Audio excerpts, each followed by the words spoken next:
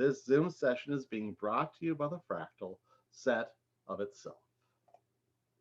All right. Now, we already did that. Let's go on. Today we're going to do 1, 1 and 1, 2. Let's proceed. Okay, 1, 1. All right. Section 1, 1 is about the distance formula and the midpoint formula. We start with the Cartesian plane. The idea is that we draw two perpendicular lines on the plane, and for any point on the plane, we drop the vertical and horizontal perpendiculars, and this horizontal distance from this point here, the origin, is x. This vertical distance here is called as y, and the coordinates are x by y. An ordered pair. X by y is not the same point as y by x. So there we are. Okay, so this is a way of describing points in terms of two numbers. Two numbers because the plane is two-dimensional. Given 2 points in the Cartesian plane, one with coordinates x1 by y1, the other with x2 by y2, what are the coordinates of the midpoint and what is the distance between the 2 points? That's the question being addressed here. Okay, now for the midpoint, it's actually fairly simple. If you have a midpoint between 2 points, drop perpendiculars to the x-axis and to the y-axis like this and this. Now the midpoint's coordinates, the x-coordinate, is halfway between the x1 and x2. And its y-coordinates are halfway between y1 and y2. So it's the average of both. This midpoint between x1 and x2 is x1 plus x2 over 2, their average. And this average y value is y1 plus y2 over 2 here. So m, the midpoint, is x1 plus x2 over 2 by y1 plus y2 over 2. So the midpoint is basically the average of the 2 points, at least in terms of the coordinates. So for example, 3 by 4 and 5 by negative 4. What is its midpoint? Well, you add the x coordinates, 3 plus 5, divide that by 2. Add the y coordinates, 4 plus negative 4, divide that by 2. And that's 4 by 0. That's the midpoint. Now, to find the distance between 2 points, we have to deal with something called the Pythagorean theorem. Now, I can tell you all sorts of fun stories about Pythagoras and the mathematical cult that he founded. They believed in reincarnation. They didn't believe in eating beans, ostensibly because they were afraid their friends would reincarnate as beans, but really because they lived collectively, and obviously beans are a bad idea. Anyhow, so one of the things he discovered the mathematical harmonies, which very much impressed him, and then this theorem about right angle triangles. Given a triangle with a 90-degree angle at this corner here, a right angle, and sides A, B, and C, then a squared plus b squared equals c squared. That's the theorem. It also works the other way around. If a squared plus b squared equals c squared, then this triangle has a right angle here at this corner between A and B. Now, there are various proofs. This is a classic one from an Indian mathematician. He drew these two diagrams and wrote beneath it one word, behold. That's a little unrigorous by Greek standards. So here's how we'll do this. We'll take this triangle and we'll replicate it 1, 2, 3, 4 times here. A by B by C, A by B by C, A by B by C, A by B by C. We arrange them in this way, in this big square, which with a side of A plus B. So this square here has side A, so its area is A squared. This side here, this square here has side B, so its area is B squared. Now, imagine taking these 4 triangles and rearranging them inside this big square, like this, this, and this, and this, and this. The big square is still side A plus B.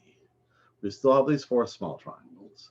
And okay, you can then determine that this angle plus this angle adds up to 90 degrees, so this must be 90 degrees as well. So this figure in here is also a square. It has sides C and C, so its area is C squared. So same big square, same 4 triangles, and then these clear parts are therefore must have the same area. So therefore a squared plus b squared is the same area as c squared, and that's a kind of a proof. So for example, here's a 3, 4, 5 triangle, and you can check that it's a right angle here because 3 squared plus 4 squared is 9 plus 16, that's 25. That's the same as 5 squared. So 3, 4, 5 triangle, very classic triangle. Okay. Distance formula. Given point coordinates x1 by y1 and this point with coordinates x2 by y2, and we draw, and this is the diagonal. We draw lines parallel to the y-axis and to the x-axis, which therefore meet at a right angle. This distance here is a difference in the x-coordinates, x2 minus the x1. This distance here is distance between this y-coordinate and this y-coordinate, therefore this y2 minus y1. And now we have a right angle triangle with this for one side, this for the other side, and d for the diagonal. So by the Pythagorean theorem, d squared equals this squared, x1 minus x2 squared, plus this squared, y1 minus y2 squared. And so we take square roots of d, the square root of the sum of the squares of the differences of the coordinates. That's 4 ofs in a row. Okay. Hold on a second. Okay. Oh, and by the way, I had here x2 minus x1, and here I have here x1 minus x2. It doesn't matter because if you flip the order here, that's just the opposite, and the square removes the square. So the distance from here to here is the same as the distance from here to here. Now, okay, so for example, given negative 2 by 15 and negative 7 by 3, what's the distance? Well, distance is the square root of the sum of squares of differences of coordinates. Negative 2 minus negative 7 goes here. 15 minus 3 goes here. Negative 2 minus negative 7 after a bit of turning is 5 squared, plus 15 minus 3 is 12 squared. Root of 5 squared plus 12 squared. That's 25 plus 144. The square root of 169, and that is 13. So we just discovered the 5, 12, 13 triangle. So, okay, we have some examples, 5 examples from section 1.1. Let's reverse, let's do them. The point 3 by negative 4 and 5 by 4, what's the distance? Well, 3 minus 5, put that here. Negative 4 minus 4, put that here. Square, sum, and square root. 3 minus 5 is negative 2, square that. Negative 4 minus 4 is negative 8, square that. Negative 2 squared is 4. Negative 8 squared is 64. The sum is 68. The distance is root of 68. We can go a little further. 68 has a factor of 4. So we break this into root 4 times root 17. And the square root of 4 is 2. So here, 2 root 17 is a simplified version of the distance. This will also do as an answer, but this is generally considered a little bit nicer because it's a little simpler. Okay, here we have the point negative 3 by 2 and 6 by 0. What's the midpoint? Well, we take the average of the coordinates. Negative 3 plus 6 over 2 for the x value. 2 plus 0 over 2 for the y value. This comes up to 3 halves, this is 2 halves, so the midpoint is 1.5 by 1. Now here, this is one of these sort of reverse problems. We're trying to find, instead of given points, find the distance. Here we're given a distance and find the points. We have points on the x-axis that are 6 units away from 4 by negative 3. What points are there? So if it's on the x-axis, it's the form x by 0. And if it's 6 units from 4 by negative 3, then x minus 4 all squared plus 0 minus negative 3 all squared equals 6 squared. That's Pythagoras. So, okay, this is 9, this is 36. Transpose a 9, you get x minus 4 squared is 36 minus 9, which is 27. So x minus 4 squared is 27. So x minus 4 is plus or minus root 27.